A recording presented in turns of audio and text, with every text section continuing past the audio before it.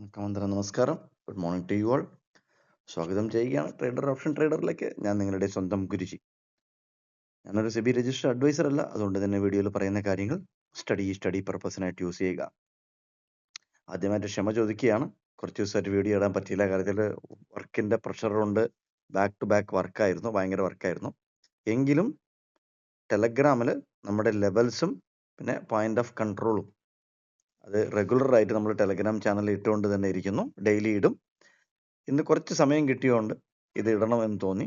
കരുതൽ ഇത്രയും ഒരു ഡൗൺഫാൾ, മുകളിൽ നിന്ന് താഴോട്ടുള്ള ഒരു മൂവ് ഇന്നും കിട്ടും എന്ന് പ്രതീക്ഷിക്കേണ്ട, അല്ലെങ്കിൽ നല്ലൊരു റിവേഴ്സൽ മുകളിലോട്ട് കിട്ടും ഇന്ന് പ്രതീക്ഷിക്കേണ്ട.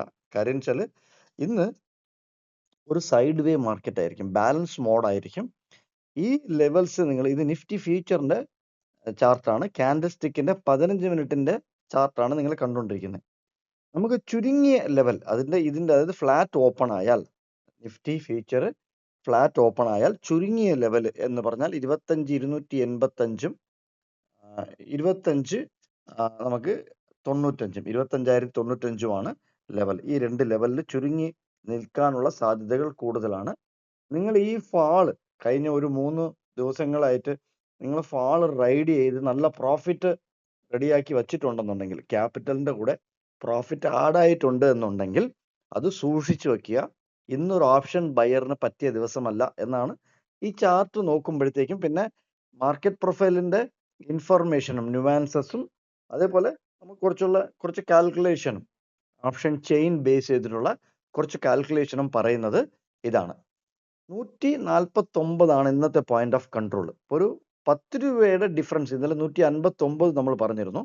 സോ 10 രൂപയുടെ ഡിഫറൻസ് മാത്രമേ നമുക്കിവിടെ DK ആയിട്ടുള്ളൂ. 159 നിന്ന് നമുക്ക് ഇന്ന് ഒരു 10 രൂപ കുറഞ്ഞിട്ടുണ്ട്, 149 ആണ്. അതുകൊണ്ട് തന്നെ ഇന്ന് നിങ്ങൾ ഓൾറെഡി നല്ല പ്രോഫിറ്റിലൊക്കെ ആണെന്നുണ്ടെങ്കിൽ അത് സൂക്ഷിച്ചു വെക്കുക. ഇന്ന് ട്രേഡ് ചെയ്യാതിരിക്കുക. ഈവൻ ഇന്ന് ട്രേഡ് ചെയ്യാതെ നിങ്ങൾ കാണുമ്പോൾ മാർക്കറ്റ് നല്ല ഒരു വീണ്ടും താഴോട്ടോ അല്ലെങ്കിൽ മുകളിലോട്ടോ, കാരണം അതിന് നമുക്ക് ഈ രണ്ട് ലെവലും ബ്രേക്ക് ചെയ്യണം, നല്ല രീതിയിൽ ബ്രേക്ക് ചെയ്യണം. അല്ലെങ്കിൽ ആ സ്ഥലത്ത് നമുക്ക് സസ്റ്റെയിൻ ചെയ്യണം. 25,460 അവിടെയും 24,980 അവിടെയും ആ ലെവലൊക്കെ മാർക്കറ്റ് ആ ലെവലിന്റെ അടുത്തൊക്കെ കുറച്ച് സസ്റ്റെയിൻ ചെയ്യേണ്ടതായിട്ടുണ്ട്. അതായത് നല്ലൊരു വൺ സൈഡ് മൂവ് കിട്ടണം എന്നുണ്ടെങ്കിൽ. പക്ഷെ അത് വളരെ കുറവാണ്. കാര്യത്തിൽ നമുക്ക് കിട്ടാനുള്ള സാധ്യത വളരെ കുറവാണ്. നല്ല മുകളിൽ നിന്നുള്ള താഴെ വന്നതിന് ശേഷം ഒരു റെസ്റ്റിംഗ് ടൈം ആണ് ഇനി അങ്ങോട്ട്. കാര്യത്തിൽ എന്ന് മുതലാണ്, ഈ ദിവസം മുതലാണ്, 16-ാം തീയതി മുതലാണ് നമുക്ക് താഴോട്ടുള്ള ഒരു മൂവ്. അതായത് ഇവിടെ കുറച്ച് ടൈം സ്പെൻഡ് ചെയ്തതിനു ശേഷം, എവിടെയാണ് തുടങ്ങിയെന്ന് കഴിഞ്ഞാൽ നമുക്ക് ഈ മാസം 5-ാം തീയതി, ജാനുവരി 5-ാം തീയതിയാണ് താഴെ വന്നത്. എന്നിട്ട് താഴെ വന്നതിന് ശേഷം ഇത് ഇവിടെ കണ്ടോ, ഈ ദിവസങ്ങളിൽ 1, 2, 3, 4 ഈ ദിവസങ്ങളുടെ റെസ്റ്റിന് ശേഷം വീണ്ടും നമുക്കൊരു താഴോട്ടുള്ള ഒരു മൂവ് കിട്ടി. അതുകൊണ്ട് ഇന്ന് ശ്രദ്ധിക്കുക. അതിനനുസരിച്ച് നിങ്ങളുടേതായ ട്രേഡ് സെറ്റപ്പ് നിങ്ങൾക്ക് സഹകരിക്കുന്നുണ്ടെങ്കിൽ ട്രേഡ് എടുക്കുക. വീണ്ടും ഒരു വീഡിയോയിൽ കണ്ടുമുട്ടാം. കണ്ടതിൽ നന്ദി, നമസ്കാരം. Thank you very much.